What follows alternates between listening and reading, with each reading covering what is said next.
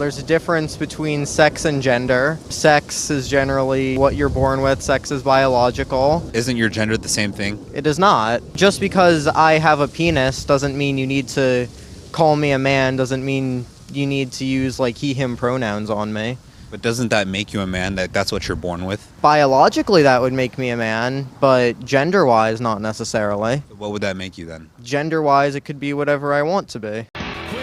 So I used to feel like I was lucky for getting my period symptoms because they made me feel more like a woman.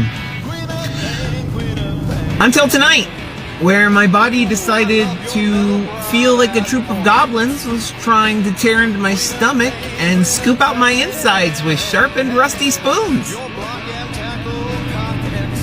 I'm not lucky. I'm non-binary, gender fluid, right? And within that, technically, by the definition standards, I am trans, right?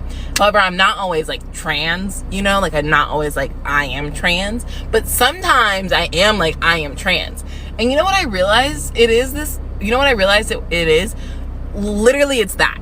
Like literally by being, oh, cool. That trunk opens like a door, not like a, oh, there's a cat. Oh, look at this, sweetie. There's a cat. Look at this. Okay. So sometimes I'm literally trans and sometimes I'm literally not. Like, because in my gender fluidity, like, it just is. Like, sometimes I'm trans and sometimes I'm not. I'm always non-binary. I'm always gender fluid. Sometimes I'm trans, sometimes I'm not.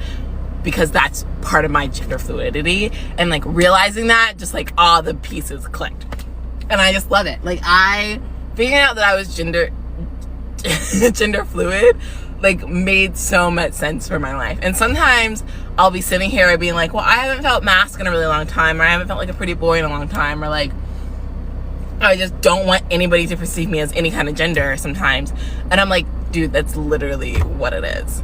Like, that's literally your gender fluidity, because sometimes I am a pretty little boy, and sometimes I want zero fucks to do with gender, and sometimes I'm a femme little princess, and I love that, and sometimes I'm all of it all at once and none of it. Some people say pronouns are confusing. We should get rid of them, and I agree. No more he, she, they, it, you, I, me, them.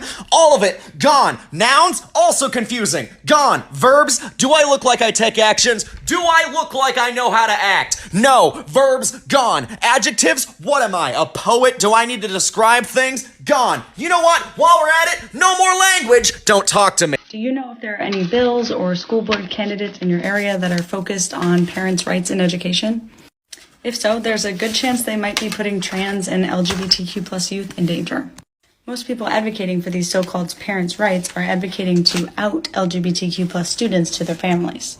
If a young person isn't coming out to their family, there might be a reason for that. And if they are rejected by their parents because of their identity, they're 8 times more likely to attempt to end their own life. So they're at risk for self-harm, but they're also at risk for abuse and neglect. Let's look at the kinds of abuse that trans and non-binary students might face if they're outed by their teacher to their families. So as you can see here, 13% of trans and non-binary students report that their families have been physically violent towards them. And 11% of their families have threatened them with homelessness or forced them to leave the home.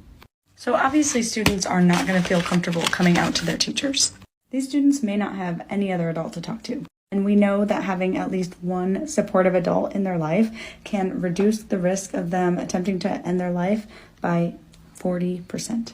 So if you care about keeping students safe, then please look into these bills and look into these candidates who are running under the guise of parents' rights. Stay up to date on issues of social justice in education. Follow Little Justice Leaders. Hi there. I'm Cody, pronouns em, ers, or zem, zers, or really any neo-pronouns that aren't z, her. I am a white, transmasculine, femme, non-binary, temporarily mostly able-bodied, neurodivergent, obsessive-compulsive, chronically ill, culturally Jewish, Unitarian Universalist, non-monogamous, demi-low romantic, gray demi-bisexual, survivor of acute and complex trauma, millennial, and cat parent in mental health recovery. My identities are fluid and ever-changing and don't like boundaries.